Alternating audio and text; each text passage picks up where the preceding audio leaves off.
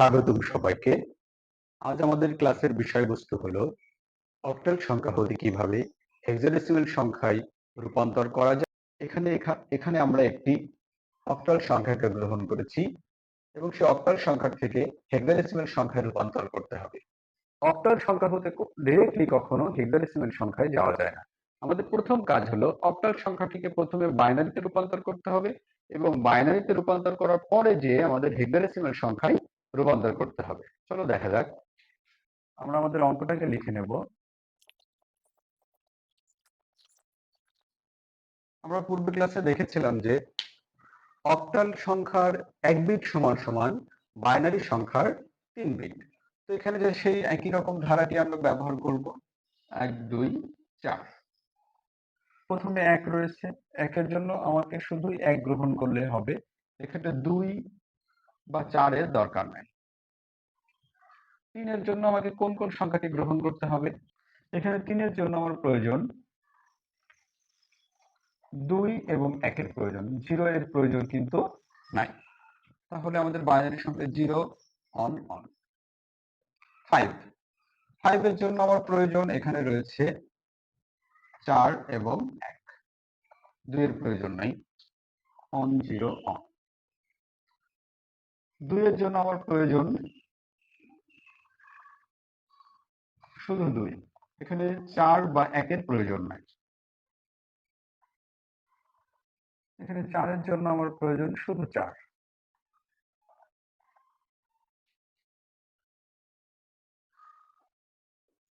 6 এর জন্য প্রয়োজন 4 এবং 2, 1 এর প্রয়োজন নাই, এই জন্য 1 কে শূন্য ব্যবহার করব।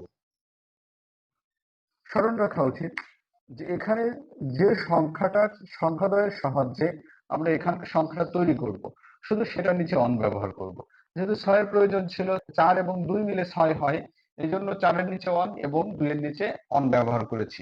এখানে কিন্তু 1 এর প্রয়োজন নাই, এই জন্য কিন্তু তার নিচে আমরা শূন্য বা 0 ব্যবহার করেছি। তাহলে এখানে কিন্তু আমরা বাইনারি সংখ্যা পেয়ে গেলাম।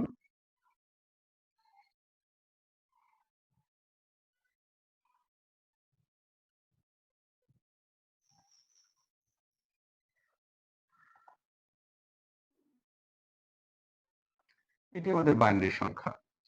লক্ষ্য করো, এই বাইনারি সংখ্যা থেকে কিন্তু আমাদেরকে হেক্সাডেসিমাল সংখ্যায় আসতে হবে। প্রথমে আমরা দশমিক বিন্দুটা দিয়ে এই বিন্দুটি ফাঁকা ফাঁকা করে লিখব।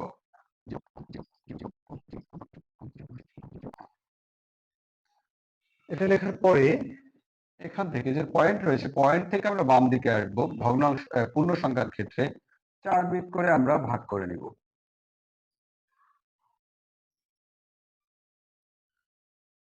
এখানে দেখুন সিঙ্গেল লাইন বিট থেকে যাচ্ছে। এটা 4 বিট পূরণ করার জন্য আমাদেরকে অতিরিক্ত 3টা 0 অ্যাপ্লাই করতে হবে বাম পাশে। আবার বলি, এখানে আমরা 4 বিট করে ভাগ করে নিয়েছি, কিন্তু যখন কোনো একটা এখানে একটা বিট থেকে গেছে, তার জন্য 3টা বাম পাশে 3টা 0 ব্যবহার করে 4 বিট পূরণ করেছি। তো এখান থেকে আমাদের এই যে ভগ্নাংশের ক্ষেত্রে কিন্তু বাম থেকে ডান দিকে যেতে হবে। এখানে 4 বিট, এখানে 4 বিট, 1 বিট কিন্তু এখানে থেকে গেছে। এটা কিন্তু বাম পাশে 0 ব্যবহার করা যাবে না, এটা ডান পাশে 0 ব্যবহার করতে হবে। অর্থাৎ এদিক থেকে এদিকে যেতে হবে দশমিক বিন্দু থেকে, আর এটা বাম দিকে আসতে হবে। এভাবে কিন্তু আমাদের 4 বিট করে পূরণ বা ভাগ করে নিতে হবে। এখানে বলে রাখা ভালো, বাইনারি সংখ্যার 4 বিট সমান সমান হেক্সাডেসিমাল সংখ্যার 1 বিট। আবার বলছি আমি, বাইনারি সংখ্যার 4 বিট সমান সমান হেক্সাডেসিমাল সংখ্যার 1 বিট। সেক্ষেত্রে এখানে যে ধারাটা রয়েছে, ধারা কিন্তু একটা সংখ্যা বৃদ্ধি পাবে।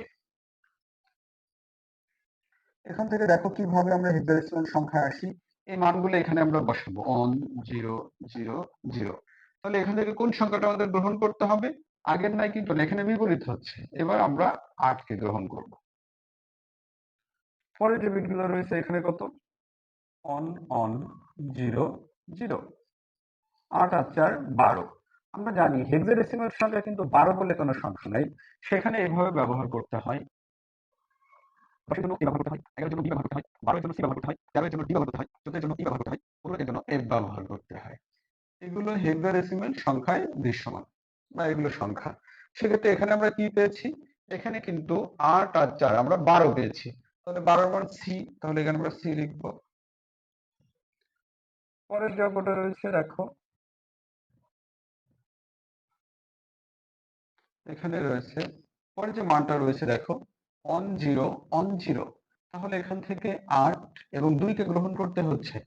8 আর 2 10, তাহলে 10 এর মান আমরা দেখতে পাচ্ছি এখানে এ রয়েছে। পরবর্তী অঙ্কে 0 0 অন 0, তাহলে এটার মান 2। এখানে দেখছো অন 0 অন 0, যেটা আমরা পূর্বে কিন্তু এখানে দেখেছিলাম। অন 0 অন 0 অর্থাৎ 8 এবং 2 কে গ্রহণ করতে হবে, তাহলে এটা 10। 10 এর জন্য এ লিখব। এখানে দেখতে পাচ্ছি 0 0 0 অন, তাহলে এটার মান অন। আমরা কিন্তু হেক্সাডেসিমাল সংখ্যা পেয়ে গেলাম। এটাই আমাদের মূল উত্তর। আমরা আবার একটু দেখে আসি প্রথম থেকে। প্রথমে আমরা সংখ্যাগুলোকে লিখেছি এবং সেখান থেকে 3 বিটের ধারা ব্যবহার করে আমরা অক্টাল সংখ্যা থেকে বাইনারি সংখ্যায় এসেছি। প্রত্যেকটা বিটের জন্য দেখো 3 বিট করে গ্রহণ করা হয়েছে। সেই সংখ্যাগুলো আমরা এক জায়গায় লিখেছি এবং পরবর্তী লাইনে এসে আমরা একটু ফাঁকা ফাঁকা করে লিখেছি। কি জন্য? আমাদের 4 বিট করে নিতে হবে। কেন 4 বিট করে নিব? বাইনারি সংখ্যার 4 বিট সমান সমান হেক্সাডেসিমাল সংখ্যার 1 বিট। তো এখানে আমরা এই যে দশমিক পয়েন্ট রয়েছে, এই যে র্যাডিক্স পয়েন্ট বলি আমরা এটাকে, এই যে পয়েন্ট রয়েছে, পয়েন্টের বাম দিকে, অর্থাৎ আমাদের বিটগুলো ডান থেকে বাম দিকে যেতে হবে, আর দশমিকের পরের সংখ্যাগুলো আমাদের বাম থেকে ডান দিকে যেতে হবে। এভাবে এখানে 4 বিট করে এখানে 1 2 4 8 এই ধারাটি ব্যবহার করতে হবে।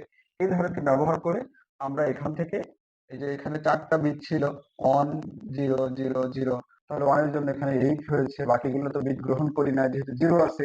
যেটার মান অন থাকবে আমরা সেই মানটা, উপরে সেই মানটা যোগ করব। যে দেখো এখানে 8 এর রয়েছে, আর একটা 1 রয়েছে।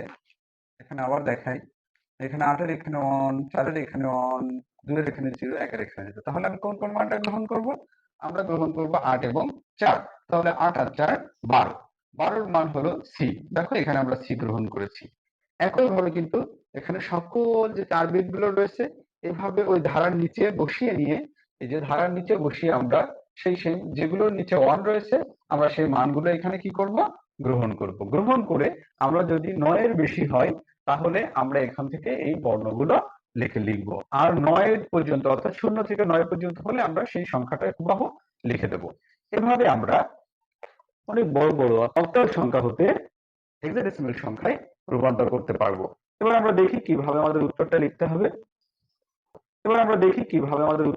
হবে। অতএব 642.53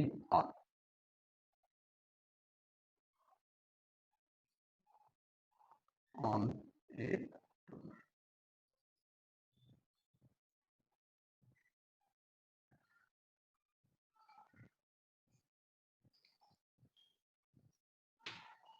তাহলে আমরা একইভাবে কিন্তু অক্টাল সংখ্যা থেকে হেক্সাডেসিমাল সংখ্যায় রূপান্তর করতে পারবো।